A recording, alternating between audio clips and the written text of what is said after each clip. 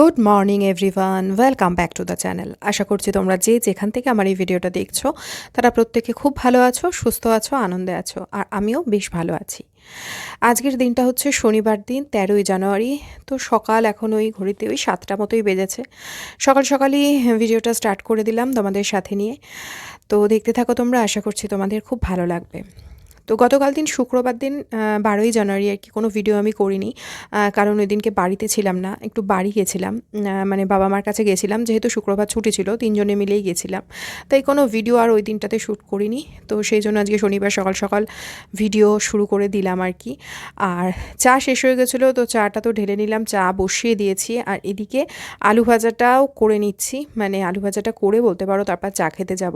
যদিও আজকের দিনে রান্নাবান্নার ঝামেলা খুব বেশি নেই, মানে লাঞ্চের জন্য খুব বেশি কিছু করতে হবে না, সেই কারণে ব্রেকফাস্টটা একটু ভালো বানানোর চেষ্টা করব। ভালো মানে দুজনেরই ভালো লাগবে এরকম কিছু ব্রেকফাস্ট আজকে বানাবো, দুজনের জন্য দুরকম ব্রেকফাস্ট হবে আজকে। তো তোমাদের তো দেখাবো অবশ্যই, আর তোমরা কিন্তু দেখার পরে আমাকে অবশ্যই জানিও যে এই দুরকম ব্রেকফাস্টের মধ্যে কোন রকমটা তোমরা বেশি পছন্দ করো, কে কে কোনটা পছন্দ করো সেটা কিন্তু অবশ্যই জানিও। তো যাই হোক, সেসব তো দেখাচ্ছি পরে, তার আগে চলো, শীতের সকালে একটুখানি চা না খেলে আর হবেই না। আর কি যে ঠান্ডা পড়েছে কি বলবো তোমাদের, ভীষণ ভীষণ ঠান্ডা পড়েছে। যাই হোক, কিছু করার নেই, শীতকালে এই সময়টাতে একটু ঠান্ডা পড়বে, এটাই তো স্বাভাবিক। তো চলো রান্নাবান্না শুরু করে দিই। চা খেয়ে এসেছি রান্নাঘরে।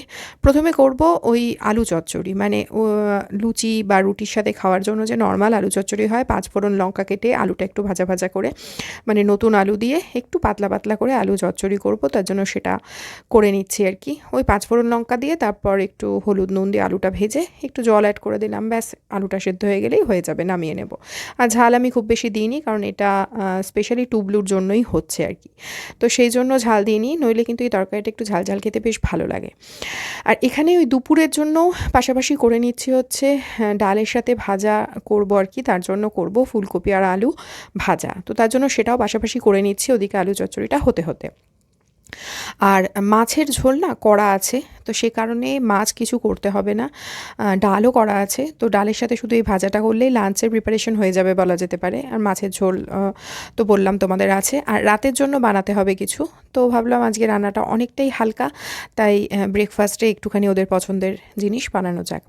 তো ফুলকপি আলুটা ভাজা করে নিচ্ছি, একটু লঙ্কাও কুচিয়ে দিলাম, আর জানো তো একটু ধনে পাতাও দেবো নামানোর আগে, বেশ ভালো লাগে কিন্তু খেতে। এদিকে দেখো আলু চচ্চড়িটাও প্রায় হয়ে গেছে, ওই একটুখানি ঘাটা ঘাটা মতো করে দেবো। তো যেটা করব সেটা হচ্ছে লুচি। আসলে ফ্রিজে একটু ময়দা মাখা ছিল, যেটা দিয়ে ওই 4-5টা মতোই লুচি হবে, তাই ভাবলাম একটু আলু চচ্চড়ি করে টুবলুকে দিয়ে দিই। তো দেখো আমার এই তেরা বেঁকা লুচিগুলো সবই কিন্তু ফুলছে। প্রতিদিনই তোমাদের বলি লুচিগুলো ফোলে তো ঠিকই, কিন্তু কেন জানি না গোল গোল লুচি আমার হয়ই না, সেটা তো তোমরা জানোই। তো যাই হোক, খেতে ভালো হয় এবং ফুলকোও হয়, শুধু ওই দেখতেই ভালো হয় না, এই যা আর কি। যাই হোক, লুচি আর আলু চচ্চড়ি এই হচ্ছে ব্রেকফাস্টে খাবে টুবলু। তো তোমরা কে কে এই খাবারটা খেতে ভালোবাসো আমাকে জানিও।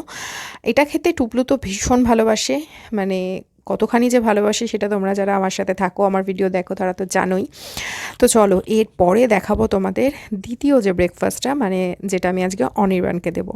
আর জানো তো এই দুটো ব্রেকফাস্টই আমার ভীষণ পছন্দের। এই দেখো দ্বিতীয়টাও কিন্তু চলে এসেছে, গোবিন্দভোগ চালের গরম ধোয়া ওঠা ভাত, তার সাথে নতুন আলু সেদ্ধ, ঘি আর ডিম সেদ্ধ।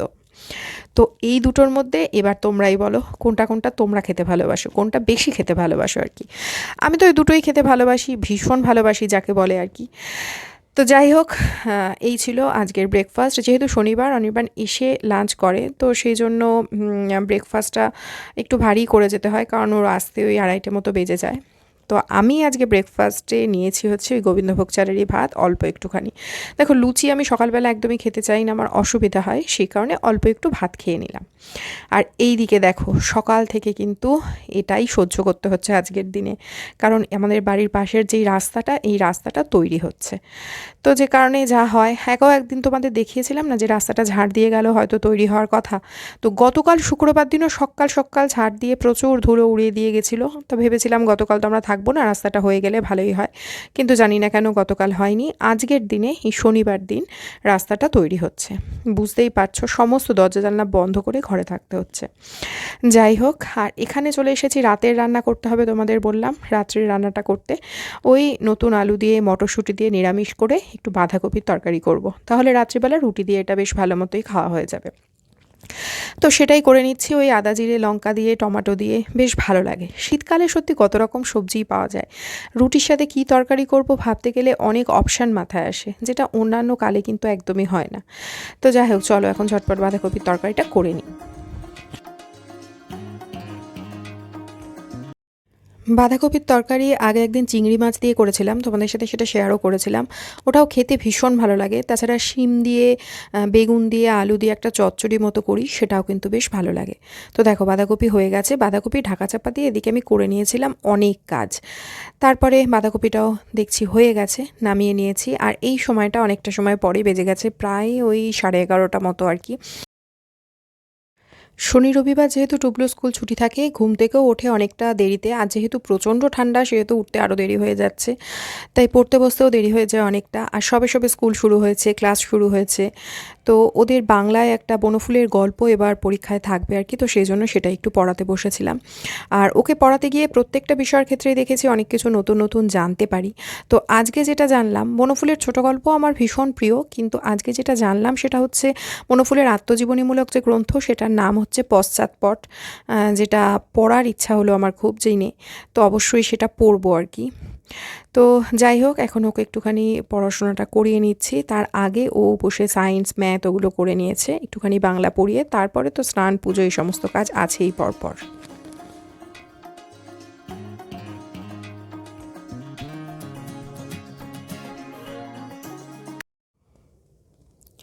যেহেতু শনিবার দিনটাতে অনির্বাণের বাড়ি ফিরতে বেজে যায় প্রায় 2:30 মতো, তো সেই জন্য এসে লাঞ্চ করে, ভাতটাও তাই আমি অনেকটা দেরিতে বসাই।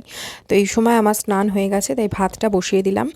আর কি বলো তো, প্রচণ্ড ঠান্ডা তো পড়েইছে, তার সাথে আজকে যেহেতু শনিবার দিনটা আমি একটু বাথরুমটা পরিষ্কার করি, তাই মাথায় শ্যাম্পু অবশ্যই করতে হয়। তো সেটাও করতে হয়েছে। মানে এই ঠান্ডায় মাথায় শ্যাম্পু করা মানে কি বলবো তোমাদের, মানে যে কী যে ঠান্ডা লাগছিল বলে বোঝাবার না। আর শীতকালটা না পুরোটাই স্নান করে মাথা ভেজানোর পরে আমাকে ড্রায়ারটা দিতে হয়, কারণ ঠান্ডা লেগে যায় নইলে আমার ভীষণ।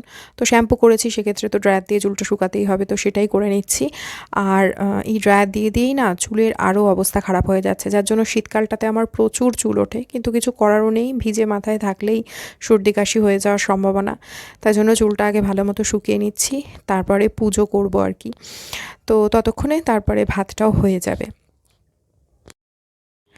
বছরের একটা সময় যেমন প্রচণ্ড গরম পড়ে, সেই গরমে মনে হয় না যে সাধারণ স্বাভাবিক জীবনযাপনে যা কিছু কাজকর্ম সেগুলো করি, কিন্তু তবুও করতে হয়। আর এই শীতেরও ঠিক সেরকম কিছুটা সময় এমন শীত পড়ে, বিশেষত এই যে পৌষ মাসের সংক্রান্তির সময়টাতে এই 7 থেকে 10 দিন যে ঠান্ডাটা পড়ে না, সেই ঠান্ডাটা না সত্যি সহ্য করা যায় না। দেখো বারান্দায় আমি এসেছি ঠিকই, প্রচণ্ড হাওয়া দিচ্ছে, বারান্দায় দাঁড়ানো যাচ্ছে না। সারাদিনই হাওয়া দিয়েছে, সে কারণে রাতে তো ঠান্ডা পড়বেই। রাত্রে জানো ওরকম 10-11 ডিগ্রি আমাদের এখানে টেম্পারেচার হয়ে যাচ্ছে এখন, এবং সকালের দিকটাতেও তাই থাকছে। তো যার জন্য ঠান্ডা কীরকম তো বুঝতেই পারছো। আর শীতকালে না সত্যি বলছি কোনো কাজই সেভাবে করতে ইচ্ছা করে না একদম। আর বারান্দার অবস্থা আজকে আমার খুব খারাপ, যেহেতু রাস্তাটা তৈরি হচ্ছে, কিন্তু কি করব, জামা কাপড় না মেললেও নয়, তাই মেলে দিচ্ছি ঠিকই, কিন্তু মানে বারান্দা পরিষ্কার নেই একদমই। যেহেতু ওই পিচের গুঁড়ো না উড়ে উড়ে এসে বারান্দায় পড়ছে, তো ওই জন্য একটু ওই দড়িতে না মেলে একটু ভেতর দিক করে মেলে দিলাম। আর এখন হচ্ছে সন্ধেবেলা চা বসিয়েছি আর কি। চা না, সরি, জল গরম বসিয়েছি, কারণ একটু জল গরম খাবো। তো সেই কারণে জল গরম বসিয়েছি। আর সেই গ্যাসের সাইডে যে মানে আগুনটার যে তাপটা, সেই তাপটা একটু নিচ্ছি, কারণ এত ঠান্ডা লাগছে না, আর হাত না কিছুতেই আমার গরম হয় না। আমি জানি না কেন, হাত পা দুটোই, তো পায়ে তো মোজা পরে থাকি, কিন্তু হাতে তো সেটা সম্ভব নয়। আর তাছাড়া সবসময় কম বেশি কাজের মধ্যে থাকতে হয়।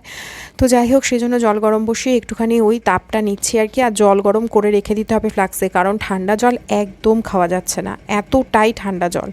তো সেজন্য ফ্লাক্স বার করেছি, ফ্লাক্সে রেখে দিচ্ছি। আর এই ছোটো ফ্লাক্সটাই পেয়েছি। এই একই জিনিসের একটা বড় ফ্লাক্সও আছে, এগুলো না টুবলু হওয়ার সময় যে ফ্লাক্স প্রয়োজন পড়েছিল সেই সময়কার আর কি। তো এই ছোটোটা সবসময় ব্যবহার হতো, বিছানাতেও নিয়ে শোয়া যেত আর কি। এটা তো এটা বাবা দিয়েছিল, এইটা আর এর থেকে বড়টা। তো বড়টা তো কোথাও খুঁজে পাচ্ছি না, কোথায় রেখেছি কি জানি। এই ছোটোটাতেই একটু জল গরম করে রেখে দিলাম। এবার একটুখানি চানাচুর ঢেলে নিই চলো, কারণ চানাচুর মুড়ি মাখবো আর কি, খাবো। শীতকালে সন্ধেবেলা না অনেক রকম খাবার খেতে খুব ইচ্ছা করে, যেগুলো গরমকালে কিন্তু একদমই খাওয়া যায় না বা খাওয়ার ইচ্ছাও হয় না। কিন্তু খাওয়ার ইচ্ছা হলেই তো হবে না, সেগুলো তো করতে হবে। এই শীতে কিছু করতে গেলেই তো খুবই শোচনীয় অবস্থা, আমার তো বিশেষ করে। আর যারা যারা তোমরা শীত ভীষণ ভালোবাসো বা এই ভীষণ শীতের সময়টা এনজয় করো, তাদের ব্যাপারটা সত্যি আলাদা। তো আমাদের মতো যারা, আমার মতো আর কি, যারা তোমরা আছো তারা বুঝতে পারবে যে কি ভীষণ কষ্ট এই শীতে হয়।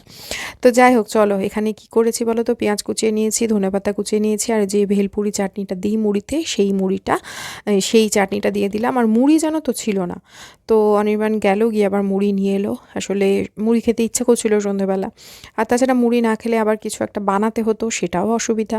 তো যে কারণে মুড়ি নিয়ে এলো। তারপরে একটুখানি মেখে নিচ্ছি, লঙ্কা কুচি দিয়েছি, চানাচুর, বাদাম, এই সমস্ত দিয়ে আর কি।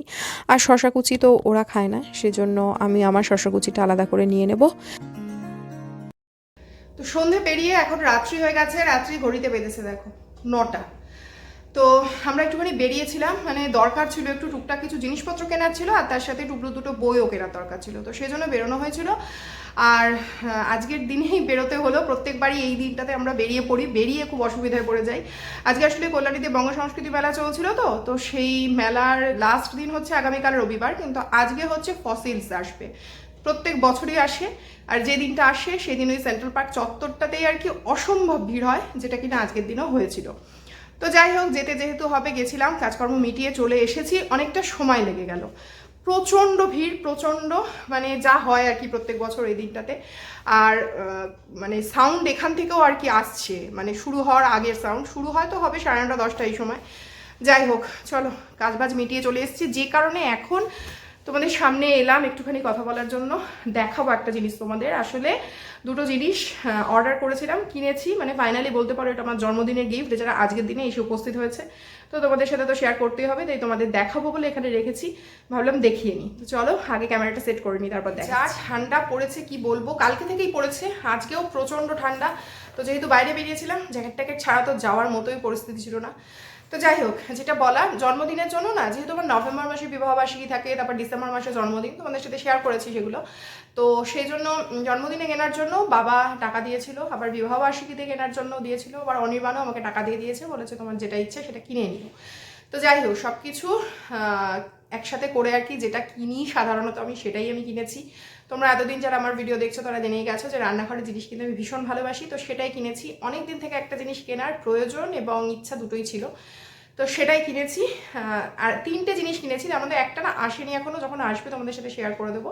আর এই দুটো আজকে এসে গেছে, তো ভাবলাম আজকে এটা শেয়ার করে দিই, কারণ সম্ভবত কালকে এটা আমি ব্যবহারও করে ফেলতে পারি। তার আগে ভাবলাম নতুন থাকাকালীন দেখিয়ে নিই। তো প্রথম যেটা কিনেছি সেটা হচ্ছে এই যে এই গ্রিল প্যানটা।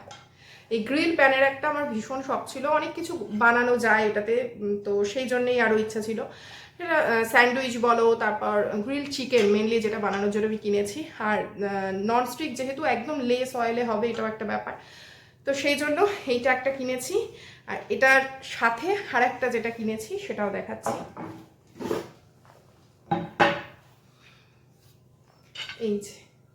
এই জিনিসটা কিনেছি, এটা একটা কেনার শখ ছিল। এটা স্ন্যাক্স ম্যান লেখা আছে, মানে বিভিন্ন ধরনের স্ন্যাক্স এটাতে বানানো যাবে। তো অবশ্যই যখন যেটা আমি এটাতে বানাবো সেটা তোমাদের সাথে শেয়ার করার চেষ্টা অবশ্যই আমি করব। তো বিভিন্ন রকম কিছু বানানোরই ইচ্ছা আছে এটাতে, সেটার জন্য কিনেছি। আর এই দুটো যেহেতু সেটেই আছে, সেহেতু এটার সাথে লিড আছে, আর এই একটা লিডই আবার ওইটাতেও লাগবে, এই যে গ্লাস লিড আছে। তো এই হচ্ছে জিনিসটা, আমার তো ভীষণ পছন্দ হয়েছে। তোমরা জানোই রান্নাঘরের জিনিসই সাধারণত আমি যে কোনো কিছুতেই কিনি আর কি, আমার ভালো লাগে। এই যে এই গ্রিল প্যানটার সাথেও কিন্তু এইটা এইভাবে লাগানো যাবে। এই যে দুটোতেই একটা সাইজেরই ঢাকনা যাবে, কারণ দুটোরই ডায়ামিটারটা যেহেতু এক। তো তো এই একটা গ্রিল প্যান আর এই যে এই দুটো বলতে পারো কি আমার জন্মদিনের গিফট, যেটা ওরা যা কিছু দিয়েছিল তাই দিয়ে কিনেছি। আর একটা যেটা বললাম আসবে, সেটা নর্মাল একটা ফ্রাইং প্যান, খুব ছোট সাইজের। তো সেটা যখন আসবে তখন সেটা তোমাদের সাথে শেয়ার করে দেবো অবশ্যই। তো জিনিসগুলো কেমন হয়েছে তোমরা অবশ্যই জানিও। দেখতে তো সুন্দর হয়েইছে, কতখানি কাজের হবে সেটা যখন আমি ব্যবহার করবো সেটাও তোমাদের সাথে অবশ্যই শেয়ার করবো। তো যাই হোক, চলো আর কি, আজকের দিনের আর কিছু তো শেয়ার করার মতো নেই। বাঁধাকপির তরকারি করা আছে, রুটি কিনে নিয়ে আসা হয়েছে, বাঁধাকপির তরকারি দিয়ে রুটি খাওয়া হবে। আর শীতকালে না কি বলবো, রাত্রিবেলা রান্না বান্না করা বা রান্নাঘরের কাজ করা, মানে ওই যে মুড়ি মেখেছি তার জন্য পেঁয়াজ কোচানো, ধনেপাতা কোচানো, সেগুলো ধোয়া, তারপর চায়ের বাসন বা ওই বাসনপত্রগুলো মাজা, এগুলো করতেই না কাঁপুনি ধরে যাওয়ার মতো অবস্থা। সকালটা তাও একটা কোনোভাবে হয়ে যায়, রাত্রিবেলা এত শীত করে যে বলবার নয়। তো যাই হোক, চলো রাত্রে রান্নাবান্না ওই জন্য করা আছে, কোনো চাপ নেই, দিনের বেলাতেই করে রেখেছি। চলো, ভিডিওটা আজকের এইটুকুই ছিল। আশা করছি তোমরা যারা আমার সাথে এতক্ষণ থাকলে ভিডিওটা তাদের একটু হলেও ভালো লেগেছে। যদি ভালো লাগে তাহলে প্লিজ একটা লাইক দিয়ে যাও, চ্যানেলটা সাবস্ক্রাইব করে পাশে থাকার অনুরোধ রইল। তাহলে আজকের মতো এইটুকুই, দেখা হবে পরবর্তী ভিডিওতে। ততক্ষণের জন্য তোমরা সবাই খুব ভালো থেকো, সুস্থ থেকো, আনন্দ থেকো। Tata and good night.